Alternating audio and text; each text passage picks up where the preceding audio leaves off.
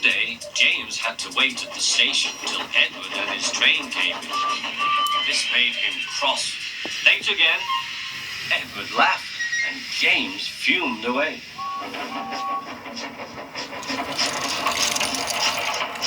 After James had finished his work, he went back to the yard and hopped onto the turntable.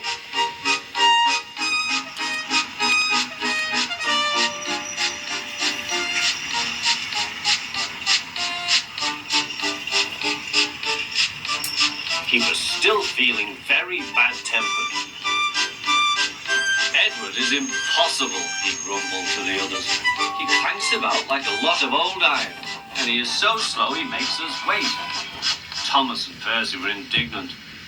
Old iron? Slow? Why, Edward could beat you in a race any day.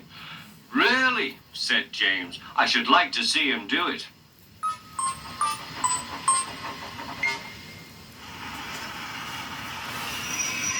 Next morning, James's driver was suddenly taken ill.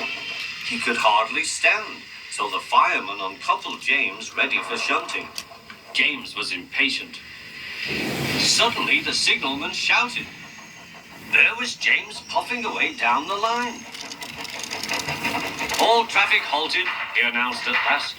Then he told the fireman what had happened.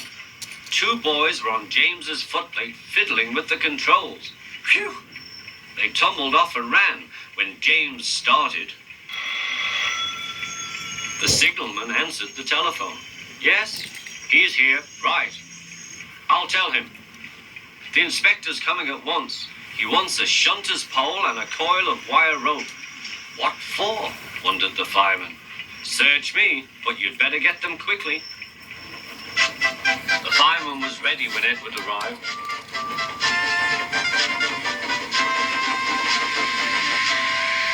The inspector saw the pole and the rope. Good man, jump in. We'll catch him, puffed Edward. James was laughing.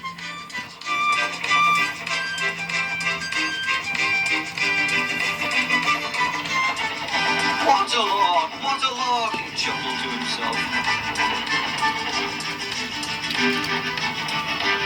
Suddenly he was going faster and faster. He realized that he had no driver. What shall I do? I can't stop.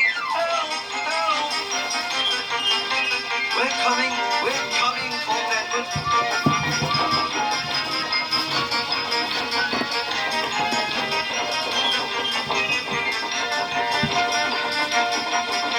Edward was panting up behind with every ounce of steam he had. At last he caught up with James.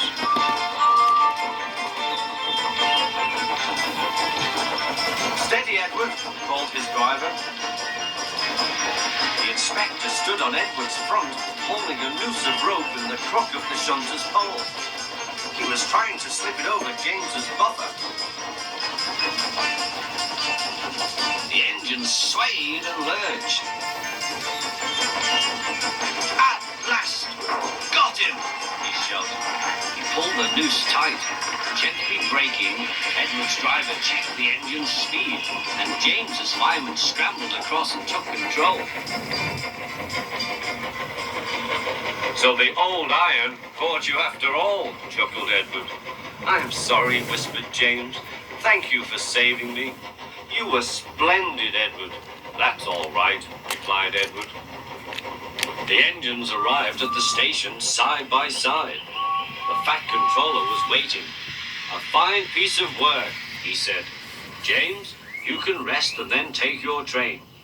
I'm proud of you, Edward. You shall go to the works and have your worn parts mended. Oh, thank you, sir, said Edward. It'll be lovely not to clank.